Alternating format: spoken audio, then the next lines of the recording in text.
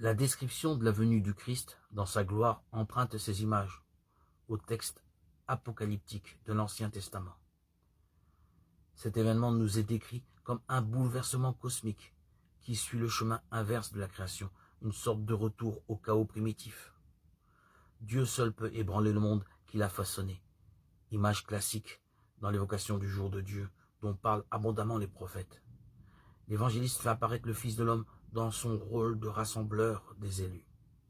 Cette apparition dans le cadre d'un univers démantelé reprend la prophétie du prophète Daniel, pour qui le Fils d'homme mystérieux, pénipotentiaire, divin, venant dans les nuées, symbolisait le peuple saint.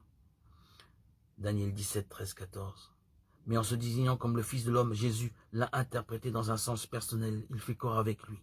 Les signes qui accompagnent cette venue sont comparables à la transformation de la nature au printemps. Signe irrécusable que l'été est proche. Ainsi, la présence du Seigneur à son peuple, fidèle, manifeste l'éclosion d'une vie nouvelle dont les débuts prometteurs postulent l'épanouissement. Il n'y a pas à se demander quand se passera ce qui est maintenant tout proche, le jour du Seigneur toujours proche, pour celui qui laisse pénétrer en lui ces paroles qui ne passeront pas. Propos de Philippe Desjean.